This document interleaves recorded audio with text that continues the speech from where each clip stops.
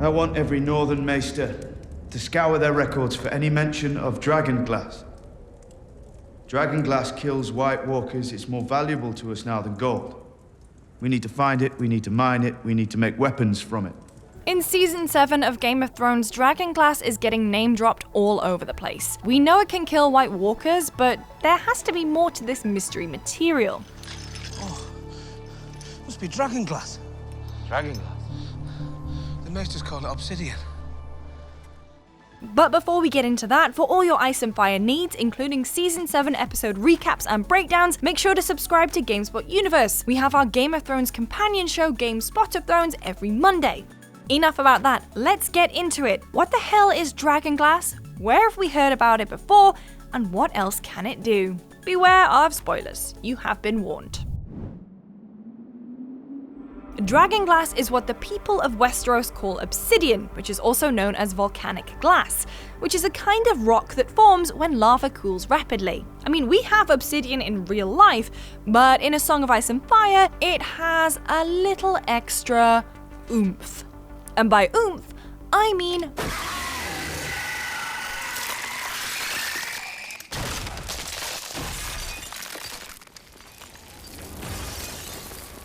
for thousands of years, the original inhabitants of Westeros, the Children of the Forest, have been using dragonglass to make arrowheads and daggers. But it turns out that it had other uses too. Quick history lesson. Thousands of years ago, when the first men arrived in Westeros from Essos, they began to cut down the Children of the Forest's sacred weirwood trees to make room for their agriculture. This sparked a conflict between the first men and the Children of the Forest that lasted for 2,000 years. Now, the Children of the Forest were scrappy but small in number, and their primitive weapons couldn't compete with the steel and bronze of the first men. So out of sheer desperation, they captured a man and as part of some mystical ceremony, plunged a dragonglass dagger deep into his heart, creating the first White Walker to help them defend their lands. But it didn't take long before the White Walkers broke free of the Children of the Forest's control, and a couple of thousand years after their creation, the Walkers rose up to fight the living. By then, the Children of the Forest and the first men had reached peace and worked together to fend them off during the long night. They discovered that dragonglass, the very material that had been used to create the Walkers, could also be used to kill them. After pushing the White Walkers back up north, the Children of the Forest, who were presumably feeling pretty bad about what they had unleashed upon the world, would give the Night's Watch 100 dragonglass daggers every year, just in case the White Walkers decided to invade again. But over the years, and seriously, I'm talking thousands of years here, this was forgotten about and seemingly fell into legend. But we did actually see evidence of this when Sam, Ed, and Gren discovered a buried cache of dragonglass weapons, complete with an old broken warhorn at the Fist of the First Men. Why would a brother hide it here? I expect it's because he wanted somebody to find it. This cache of weapons helped kill 2 White Walkers, one by Sam and the other by Mira. The weapons were taken to Hardhome, but during the chaos of the battle, they were left behind. Stannis actually revealed that there's a huge deposit of dragonglass at Dragonstone. Dragonglass? What the Maesters call You obsidian. know what it is? We have it in Dragonstone.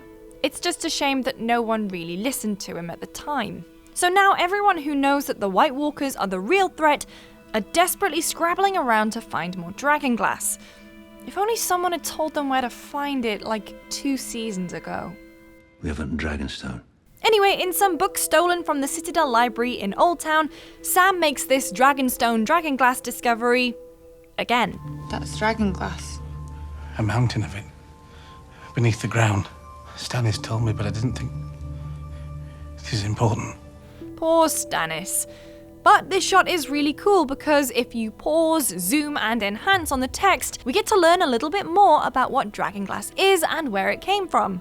We learn that the Valyrians were familiar with dragonglass long before they came to Westeros, and that the name they gave it translated to frozen fire. When Aegon the Conqueror forged his 7 kingdoms, he and his descendants would often decorate their blades with dragonglass, feeling a kinship with the stone. The royal fashion for dragonglass ornamentation soon spread throughout the 7 kingdoms to those wealthy enough to afford it. Hilts and pommels were and are the most common decoration, for dragonglass is too brittle to make a useful crossguard. Indeed, its very brittleness is what relegates it to the great houses and the most successful merchants. So not only did the Targaryens from Old Valyria bring a buttload of dragonglass to Westeros with them, rich families for years have been decorating their swords with it, meaning that there should be a bunch of it just laying around in all the great houses, just like on this Valyrian steel dagger that we haven't seen for a couple of seasons. Anyway, remember those magical properties I was talking about earlier? Well, this scene alludes that there may be more to dragonglass than just making and killing White Walkers. Half of the page is cut off, but you can see these phrases: dragonglass as a cure for, and little harm incurs from the ingestion. Could this mean that ingesting dragonglass could be a cure for sickness? Well, we know that Benjen Stark, who'd been stabbed by an ice sword and left for dead by a White Walker, was saved by the Children of the Forest because they stuck a piece of dragonglass deep into his heart. This stopped him from becoming a White. Now that's a useful little countermeasure, but could dragonglass cure other terrible fates? Like grayscale? It's probably no coincidence that locked up in quarantine at the Citadel is grayscale sufferer Jorah Mormont. Now, grayscale is a fatal disease that makes the surface of the skin harden and calcify. You can survive for years, but in tremendous, constant agony before you ultimately die. Now, one of the only people we know of in Game of Thrones who has survived grayscale was Shireen Baratheon.